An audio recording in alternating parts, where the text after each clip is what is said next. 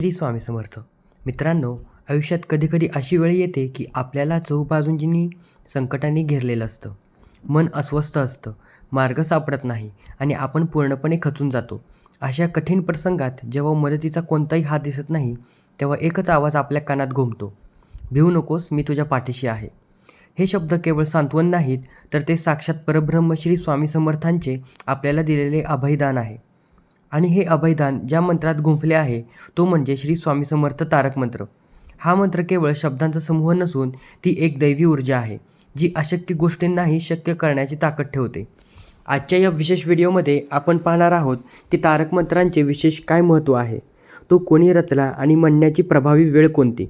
Video शेवटपर्यंत पहा, कारण हा मंत्र तुमचे आयुष्य बदलू शकतो.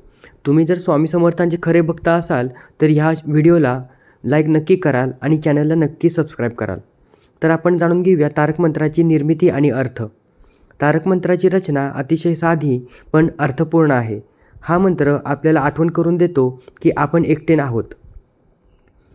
निशंक होई रे मना, निर्भय होई रे मना. या मंत्राची सुरुवातच मनाला स्थिर करण्यापासून होते. मनातील शंका आणि भीती काढून टाकणे हा या मंत्राचा मुख्य उद्देश आहे.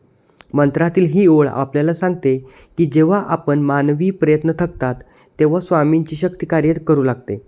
ज्या गोष्टी आपल्याला अशक्य वाटतात त्या स्वामींच्या कृपेने सहज शक्य होतात.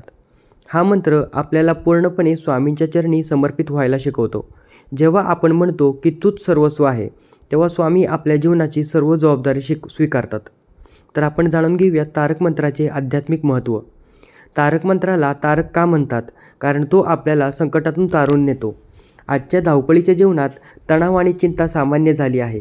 तारक मंत्राचे पठण केल्याने मेंदूमध्ये सकारात्मक लहरी निर्माण होतात, ज्यामुळे तुमच्या मानसिकतेला शांतता लाभते. मृत्यूची भीती, आजारपणाची भीती किंवा भविष्याची चिंता या मंत्राच्या प्रभावाने नष्ट होते. हा मंत्र वाचताना किंवा ऐकताना शरीरात एक वेगळीच ऊर्जा संचारते, ज्यामुळे आत्मविश्वास वाढतो. कोणत्याही आव्हानाला समोर जाण्याची ताकद आपल्याला मिळते. तर आपण जाणून घेऊया तारक मंत्र म्हणण्याची सर्वात प्रभावी वेळ कोणती. तसे पाहता स्वामींची सेवा कोणत्याही वेळी केली तरीही चालते, पण काही वेळ अशी अतिशय फलदायी ठरतात. जसं की ब्रह्ममुहूर्त सकाळी 4 ते 6. यावेळी वातावरण अत्यंत शुद्ध आणि शांत असते. या काळात केलेले पठण थेट स्वामींपर्यंत पोहोचते आणि त्याचे फळ लवकर मिळते. दुसरा मुहूर्त म्हणजे संध्याकाळ. सूर्यास्ताच्या वेळी घरात तुपाचा दिवा लावून तारक मंत्र म्हटल्याने घरोघरी नकारात्मक ऊर्जा बाहेर जाते आणि लक्ष्मीचा वास राहतो. तिसरी वेळ म्हणजे झोपण्यापूर्वी.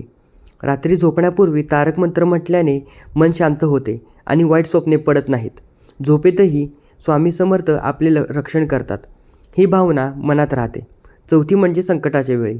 जेव्हा तुम्हाला खूप भीती वाटत असेल किंवा तुम्ही एखाद्या मोठ्या संकटात असाल, तेव्हा जागच्या जागी डोळे मिटून 11 वेळा तारक मंत्राचा जप करावा. तुम्हाला तात्काळ दिलासा मिळेल. तर आपण जाणून घेऊया तारक मंत्र पठणाचे नियम आणि पद्धत. स्वामींना भपका आवडत नाही, त्यांना आवडते ती केवळ निष्काम श्रद्धा.